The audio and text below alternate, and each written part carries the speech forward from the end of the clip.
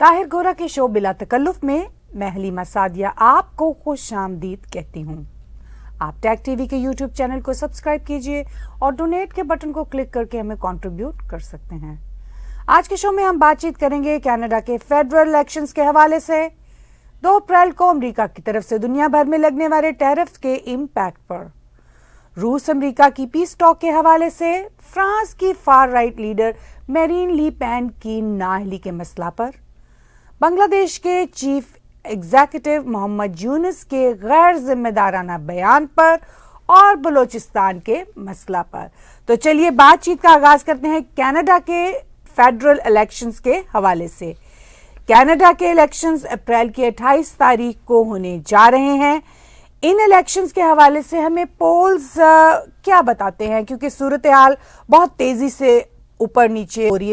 جی دیکھیے، کینیڈا کے federal election earlier کال کیے تھے کینیڈا کے، میں تو کہوں گا interim prime minister mark Karni نے، اور یہ اب اپریل کے 28 ڈیٹ کو ہوں گے، جو اس مہینے کے آلموسٹ آخر میں ہوں گے۔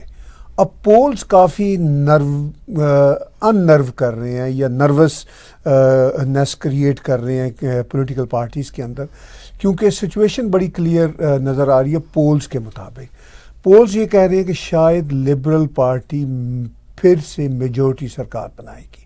جب میں پھر سے کہہ رہا ہوں تو میری مراد یہ ہے کہ وہ ان کی چوتھی باری لگے گی اگر پولز ٹھیک نکلے تو، اور ان کے مطابق تو اب سچویشن یہ ہے کہ وہ لبرل پارٹی 187 کے قریب نمبر ٹچ کر رہی ہے۔ ایک پول جو 338 کینیڈا بڑا ایک مشہور پول ہے۔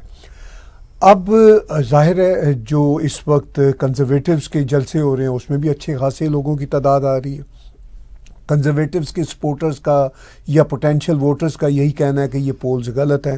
وہ کہہ رہے ہیں جی کہ امریکہ میں ڈونلڈ ٹرمپ کے اور کاملا ہیرس کے جو پولز تھے وہ بھی غلط ثابت ہوئے، تو وہ یہ کہہ رہے ہیں کہ یہاں پہ بھی پولز غلط ثابت ہوں گے اور کنزرویٹیو جو پارٹی ہے وہ اپنی سرکار بنا لے گی۔ اب جو کنزرویٹیو کے یہاں پہ سپورٹر ہیں وہ یہ تو کہہ رہے ہیں کہ امریکہ میں پولز غلط ثابت ہوئے تھے، مگر وہ امریکہ کے اس وقت کے جو پریزیڈنٹ ہیں ڈونلڈ ٹرمپ اس کی بھی حمایت نہیں کر رہے، اور پیئر پولیور بھی ان کی حمایت نہیں کر سکتے، کیونکہ ڈونلڈ ٹرمپ نے امریکہ کو کی طرف سے کینیڈا کو 51 اسٹیٹ بنانے کی بات کی ہوئی ہے، ٹیرفس لگانے کی بات کی ہوئی ہے۔ ٹیرفس پہ ہم آگے جا کے بات کریں گے کیونکہ یہ ٹیرفس تو پوری دنیا پہ لگ رہے ہیں۔ لیکن آپ کا جو بنیادی سوال ہے کہ پولز ہمیں کیا بتاتے ہیں، تو پولز تو ہمیں یہی اس وقت کینیڈا کے ہی آف کورس بتا رہے ہیں کہ لبرل پھر سے سرکار بناتی نظر آ رہی ہے لبرل پارٹی، اور مارک کارنی کے آ جانے سے لبرل میں ایک نئی روح پھونکی گئی ہے۔ ادروائز لبرل کا جو گراف تھا کافی نیچے چلا گیا ہے۔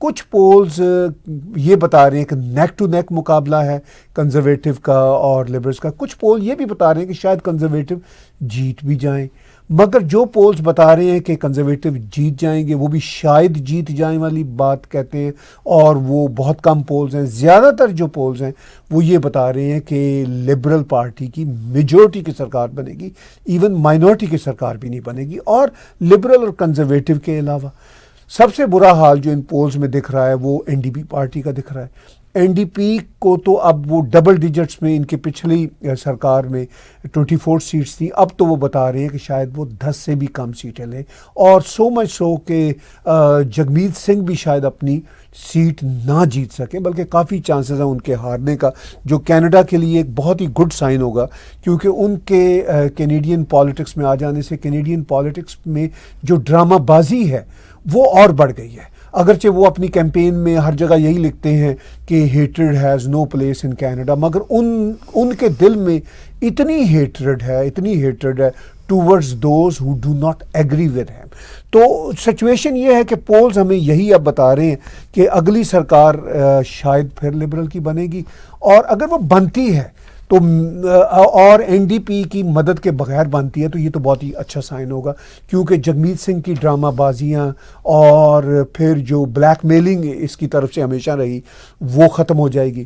اور اگر وہ اپنی سیٹ بھی ہار جاتا ہے جیسا کہ پولز بتاتے ہیں تو یہ بڑی خوش آئند بات ہے. کینیڈا کی پالیٹکس ہیلدی ہو جائے گی. اس کی وجہ سے جو ایک بہت ہی فلتھی قسم کا دیسی ٹچ آ گیا تھا, انفارچونیٹلی مجھے یہ کہنا پڑ رہا ہے, خود دیسی آدمی ہوں میں, مگر اس نے جو دیسی حربے جو فلتھی والے ہوتے ہیں, اب دیسی حربوں میں کئی حربے بڑے پازیٹیو بڑے اچھے بھی ہوتے ہیں, مگر اس نے فلتی والے استعمال کیے. By the way Hare community میں اچھے یا ہر کلچر میں اچھے اور برے حربے ہوتے ہیں, اس نے ایبسولوٹلی برے حربے استعمال کیے.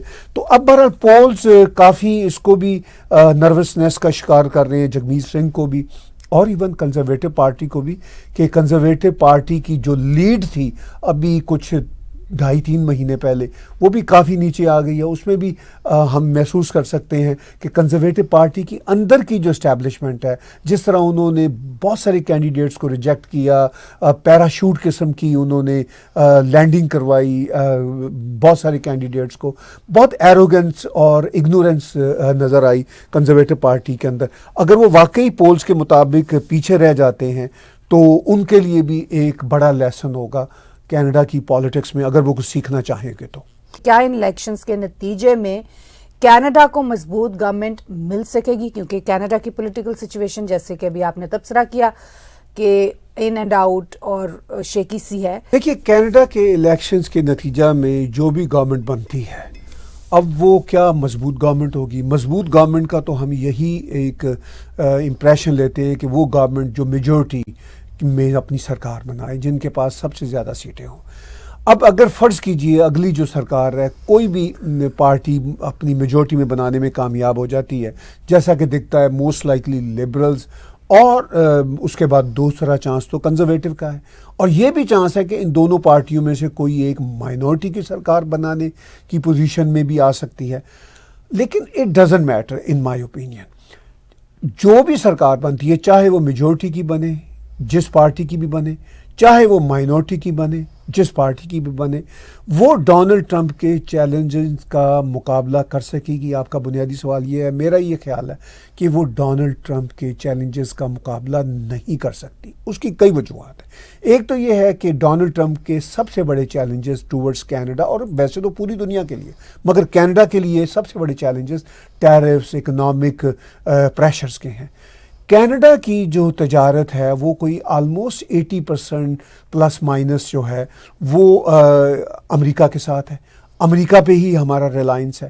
تو یہ کوئی راتوں رات یا کوئی ایک مہینے میں یا ایک سال میں یہ ڈی کپلنگ تو نہیں ہوگی, یہ الگ الگ تو نہیں ہو سکیں گے.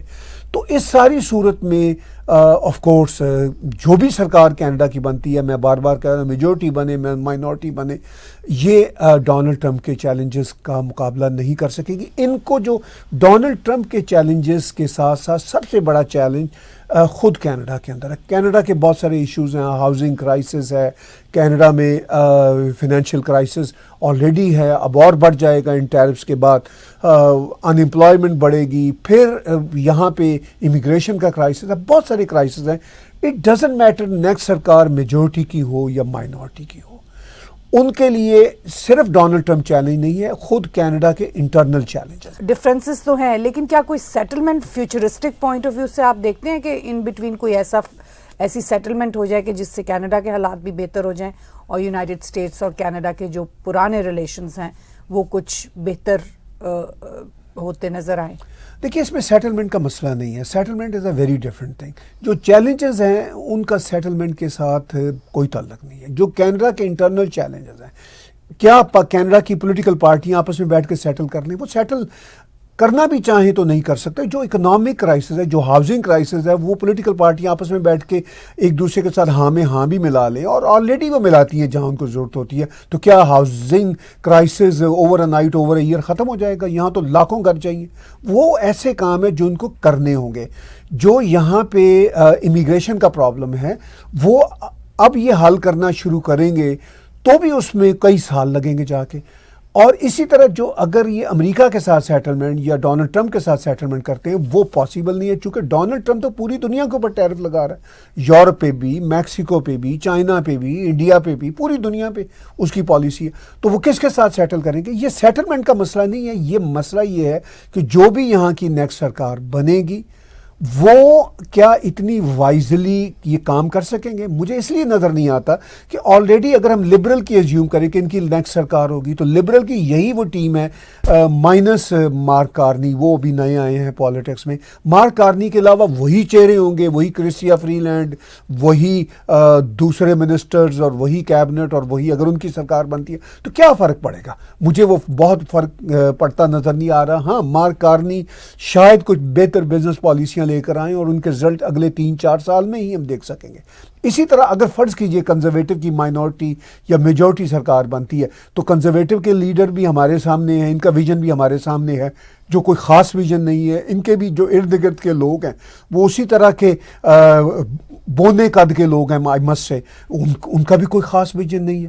تو اس ساری صورتحال میں جو کینیڈا کا پولیٹیکل منظرنامہ ہے جیسا ہمیں آج نظر آتا ہے، الیکشن کے بعد کوئی اس میں اللہ کے چراغ سے کوئی تبدیلی نہیں آنے والی. یہی لوگ ہیں جو وہاں ہمارے نیکسٹ سرکار بنائیں گے. تو مجھے نہیں لگتا کہ یہ ڈونلڈ ٹرمپ کے چیلنجز کا مقابلہ کرنا تو دور کی بات ہے، یہ خود کینیڈا کے انٹرنل چیلنجز کو دور نہیں کر سکیں گے، کیونکہ یہ ویژنری لوگ ہی نہیں ہیں. انفارچونیٹلی یہ ویژنری پالیٹیشینز ہی نہیں ہیں. اچھا، اب اسی سے ریلیٹڈ یہ میرا اگلا سوال ہے، تو پھر اس پہ بات کرتے ہیں کہ 2 اپریل کو امریکہ کی طرف سے دنیا بھر میں لگنے والے ٹیرفز کے امپیکٹ پر اب اس پہ بات کرتے ہیں. ان کا کینیڈا سمیت دنیا بھر پر کیا امپیکٹ ہوگا؟ اب یہ ٹیرف تو لگ گئے، یہ ہو گیا، لیکن اب کیا ہے اس کے کانسیکوینسز، اس کا امپیکٹ، اس کی ٹیک کیا ہے دنیا میں؟ دیکھیے، یہ امپیکٹس جو ہیں یہ دنیا کو امیجیٹلی دیکھنے پڑ رہے ہیں. ایسا نہیں ہے کہ یہ آنے والے دنوں میں ہم دیکھیں گے.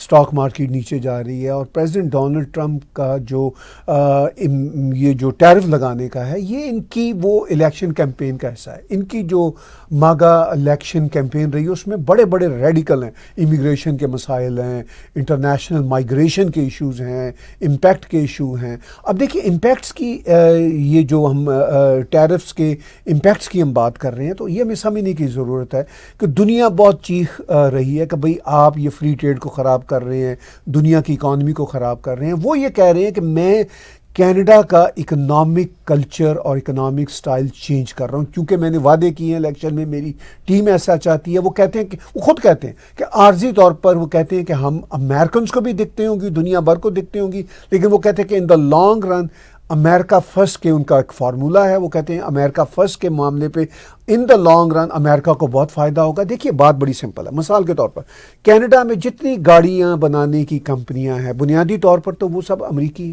مجھے کوئی کینیڈین گاڑی کا برانڈ ہی نظر نہیں آتا فرینکلی. کوئی مطلب فورڈ ہو، GMC ہو، یا تو امریکی ہیں یا جاپانی ہیں یا کورین ہیں. یہی دنیا کی کمپنیاں ہیں، انہوں نے ہی اپنے پلانٹ یہاں کینیڈا میں لگائے ہوئے ہیں اور وہی پروڈکشن ہو رہی ہے. اب دنیا میں کچھ ڈیورنگ دا پاسٹ 30-40 ایئرز یہ رہا کہ آٹو پارٹس کہیں بنتے ہیں، کاروں کی باڈیز کہیں بن رہی ہیں، اسمبلی کہیں پہ ہو رہی ہے.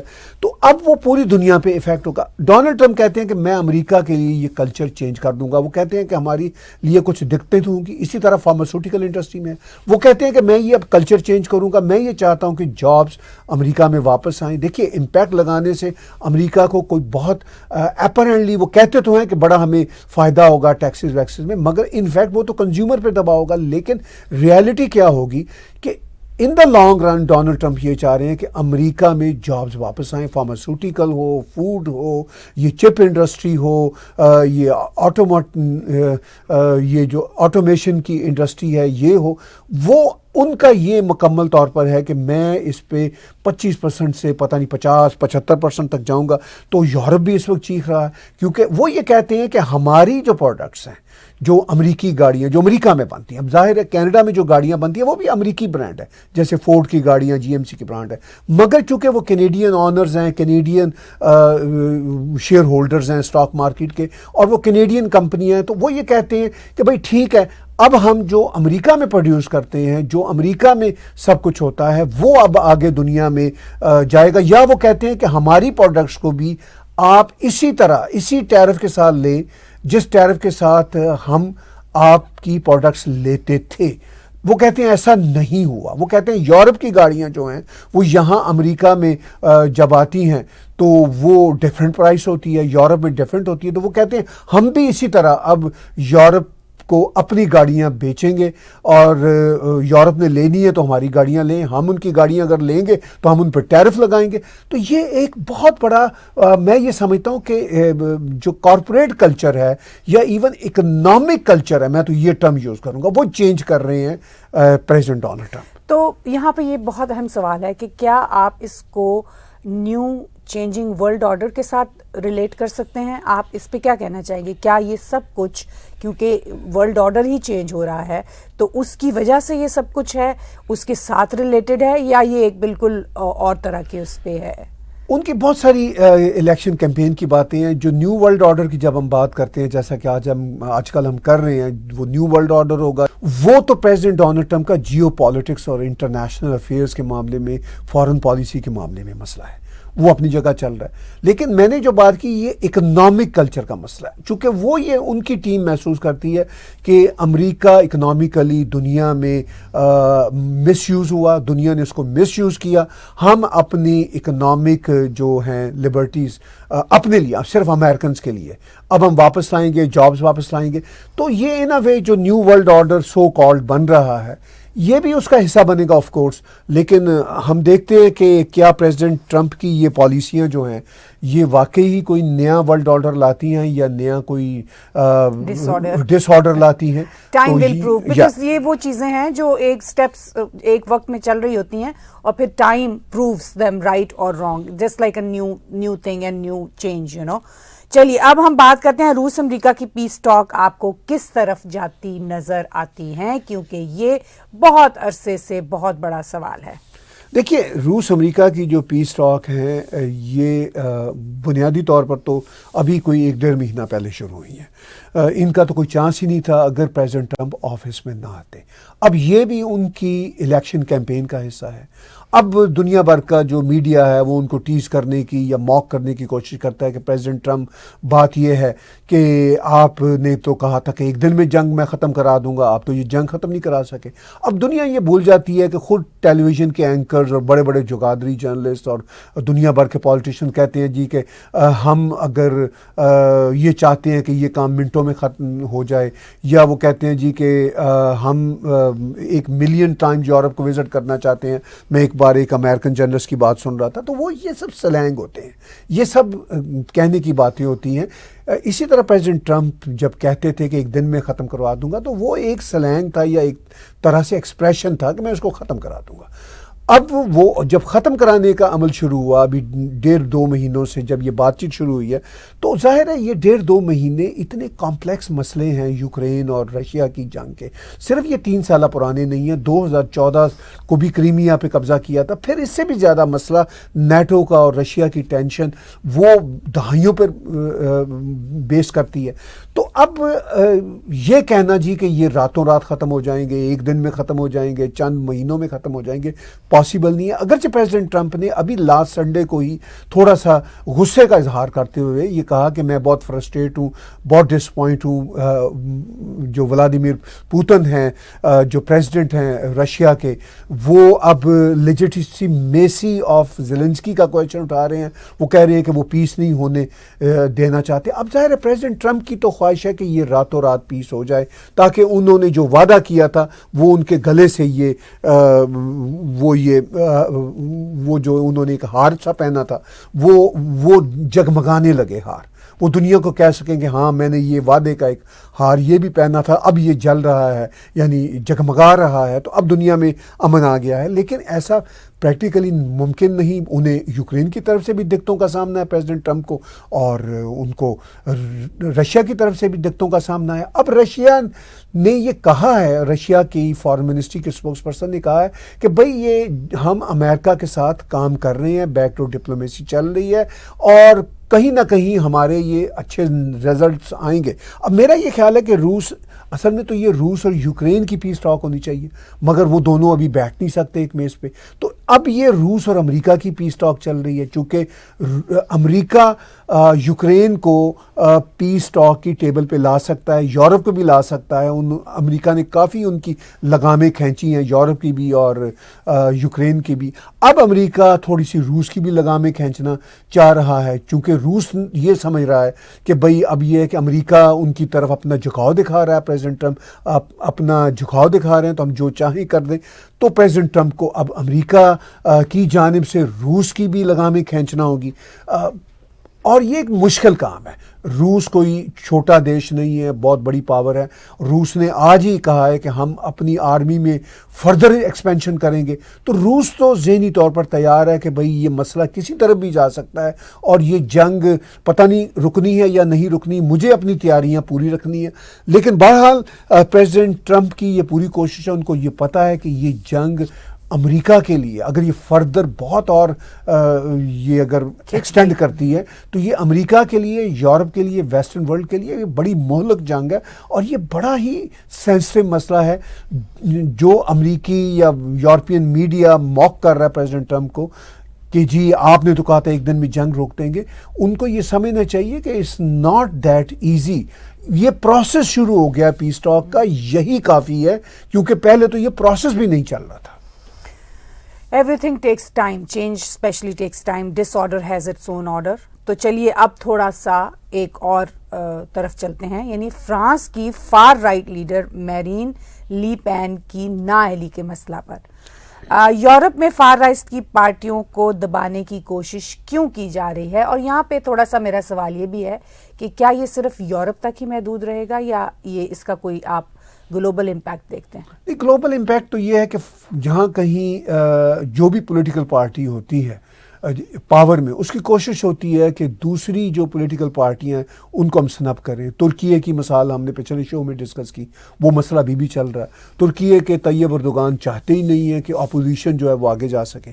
اسی طرح یورپ میں ابھی ہم نے AFD کی کافی بڑی جیت دیکھی, یعنی وہ سیکنڈ نمبر پہ جرمنی میں آئے, اور ہم نے دیکھا کہ انہوں نے جرمنی والوں کو جیسے سامسونگ کیا.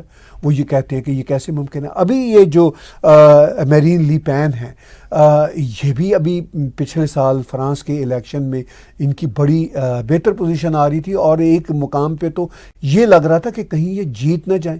پھر پریزیڈنٹ میکرون نے اسٹریٹجی چینج کی, چونکہ فرانس میں الیکشن کے 2 راؤنڈز ہوتے ہیں, تو ایک راؤنڈ میں یہ بہت نیک ٹو نیک آئیں, اور دوسرے راؤنڈ میں یہ چانس تھا کہ یہ جیت جائیں گے. تو پھر انہوں نے مینوورنگ کی, اور میکرون نے ایسی فضا بنائی تمام پولیٹیکل پارٹیز کے ساتھ مل کے کہ میرین لی پین نہ جیت سکے, اور وہ نہ جیتی.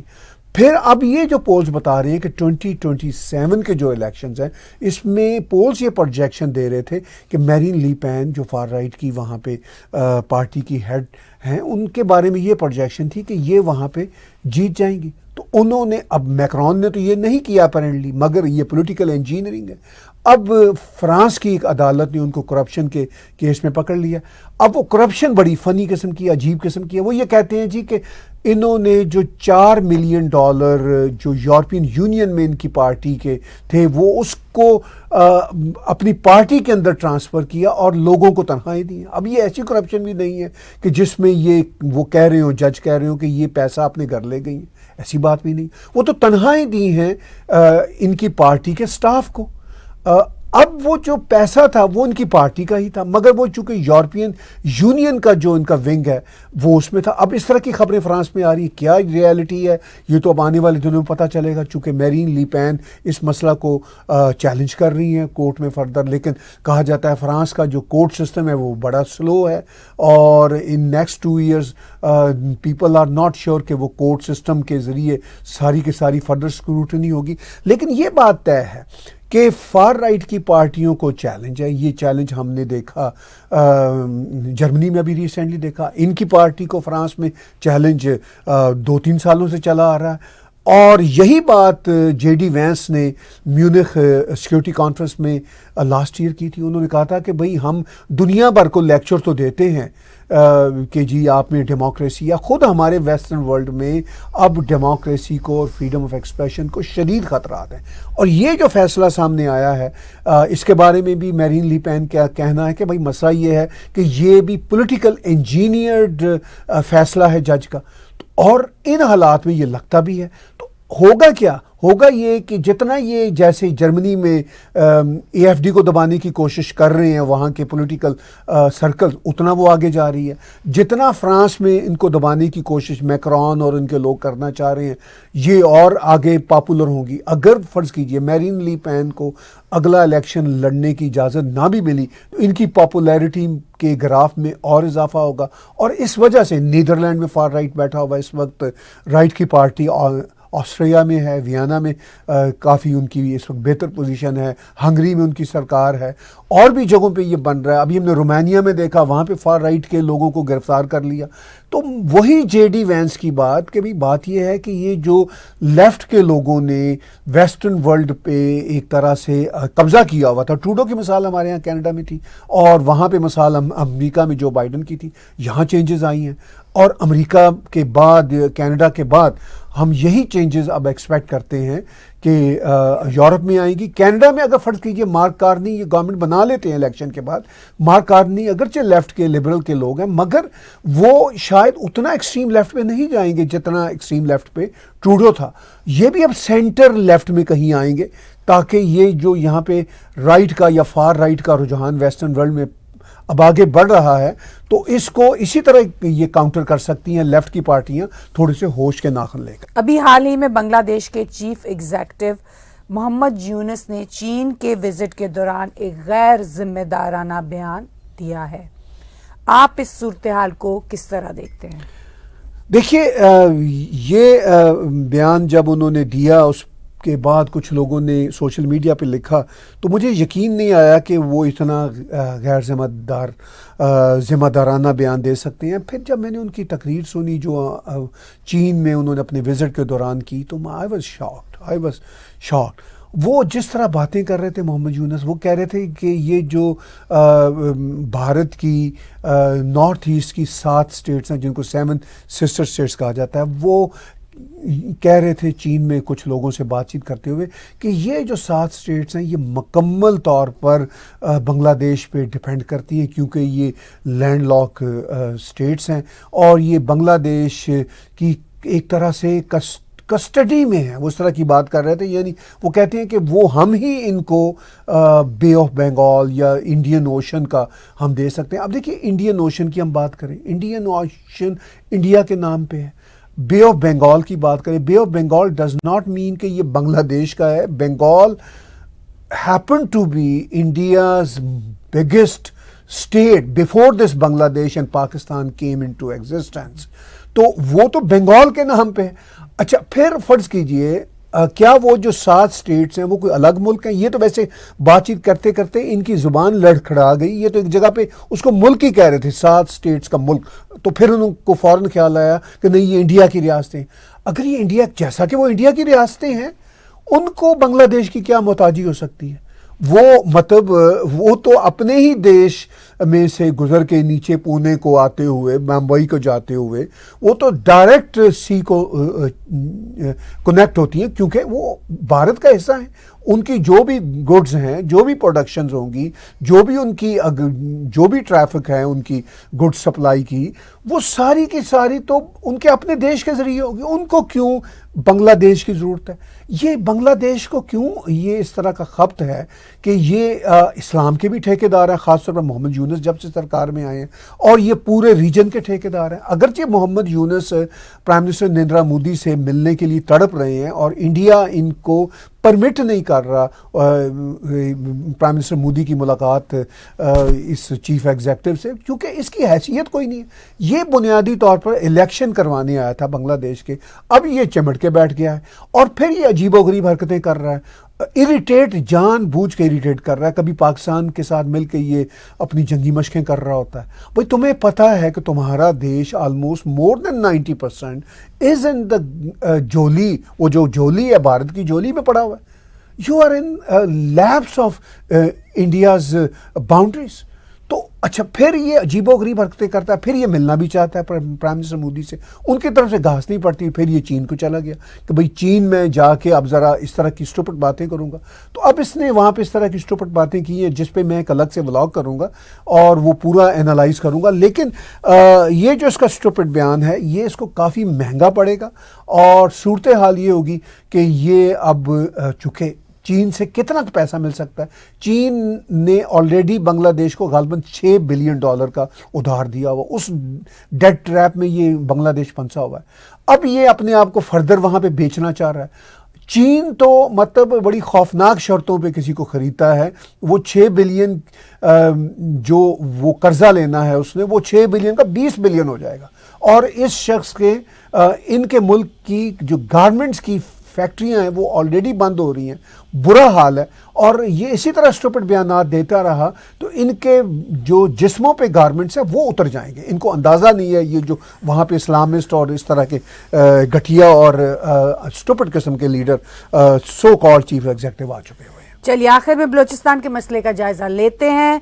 क्या पाकिस्तानी रियासत बलूचिस्तान की आज़ादी की तहरीक को दबा सकेगी? जी, इस पे आप क्या कहना चाहेंगे? देखिए, पाकिस्तान की रियासत बलूचिस्तान की आज़ादी की तहरीक को हरगिज़ दबा नहीं सकेगी और ना वो दबा सकी है। वो तहरीक तो चल रही है कोई 60-70 सालों से, बल्कि धीरे धीरे आहिस्ता आहिस्ता आहिस्ता वो बढ़ती चली जा रही है। और अब ये सिचुएशन है कि मार्को रूबियो को भी अमेरिकन बलोच कांग्रेस के डॉक्टर तारा सिंह जो प्रेसिडेंट हैं, डॉक्टर तारा चंद माफ़ कीजिएगा, उन्होंने ख़त लिख दिया है और उन्होंने कहा है कि बात यह है कि इसको इंडिपेंडेंस दिलवाई जाए पाकिस्तान से बलूचिस्तान को। और बलूचिस्तान में ह्यूमन राइट्स की वायलेशंस अपनी इंतहाओं को छू चुकी हैं। अब एक लॉन्ग मार्च किया था सरदार अख्तर मेंगल ने 28 मार्च को, और वो धरना पे बैठे हुए थे ये कह के कि भाई जब तक आप ये जो बलोच बच्चे बच्चियाँ पकड़े हुए हैं, नौजवानों को पकड़ा हुआ है, इनको आज़ाद करें। मारंग बलोच भी थी। अभी भी खबर आज ही 1 अप्रैल को आई है कि डॉक्टर मारंग बलोच को तो अभी शायद रिहा नहीं किया, होपफुली उनको भी रिहा कर देंगे। मैंने कल ही अपने लाइव इंटरैक्टिव शो में कहा था कि इनको रिहा करना पड़ेगा पाकिस्तान की रियासत को, तो उन्होंने सैमीदीन बलोच को रिहा कर दिया। कुछ साल पहले मैंने सैमीदीन का यहाँ पे इंटरव्यू भी किया था, स्काइप पे उनको हुकअप किया था। वो अब एक बड़ी इंपॉर्टेंट लीडर हैं। जो बलोच यकजहती कमेटी है जो अपने भाइयों को, बापों को, बेटों को, शोहरों को आज़ाद कराने के लिए ख़ास तौर पर बलोच ख़वातीन की जो बड़ी ही रिस्पेक्टेबल जो ऑर्गेनाइजेशन या एक मूवमेंट है, तो अब वो सरदार अख्तर मेंगल ने धरना का आगाज़ किया था लॉन्ग मार्च के बाद। तो अब उम्मीद है कि जैसा कि सैमीदीन बलोच को रिहा किया गया है, बाकियों को भी रिहा कर दिया जाएगा और ये तहरीक को नहीं दबा सकेगी पाकिस्तान की रियासत। एक ही हल है जो बार बार मैं टैग टीवी पे कह रहा हूँ कि इनको माफ़ी मांगनी होगी बलोचों से। बलोचों के जो अभी भी लापता लोग इनकी जेलों में, इनके अकूबत खानों में कैद में, उनको रिहा करें। जो बेचारे मर चुके हैं, जिनको ये मार चुके हैं, उनके हवाले से ये माफ़ी मांगे और उनको ऑटोनमी दें। अदरवाइज़ ये जो है इस वक्त बलूचिस्तान आलमोस्ट पाकिस्तान की रियासत के लिए नो गो एरियाज़ बन चुके हुए हैं और वो वहाँ पे अब जा भी नहीं सकते। बेशतर इलाकों में तो इनका कोई कंट्रोल नहीं है। तो बलोच अब इसी तरह अपनी आज़ादी को आगे बढ़ाएंगे। पाकिस्तान की रियासत होश के नाखन ले और अक्ल की बातें सोचे और इनको ऑटोनमी दे, माफ़ी मांगे, इनके रिसोर्सेज इनके हवाले करें। इसके अलावा पाकिस्तानी रियासत के पास कोई और आइडियल रास्ता नहीं बचा। तेजी से बदलते हुए सियासी हालात व वाक़यात पर हम तबसरा लेकर आते रहेंगे। उनके बारे में हम क्या सोचते हैं और क्या हो सकता है, हम आपके साथ इन टच रहेंगे। आज का बिला तकल्लुफ़ शो ताहिर गोरा और मेरे साथ देखने का बहुत शुक्रिया। आप हमारे टैग टीवी के यूट्यूब चैनल को सब्सक्राइब कीजिए। हमारे इसी चैनल पर मौजूद डोनेट के बटन को दबाकर आप पैट्रियन, पेपॉल या क्रेडिट कार्ड के जरिए डोनेट कर सकते हैं।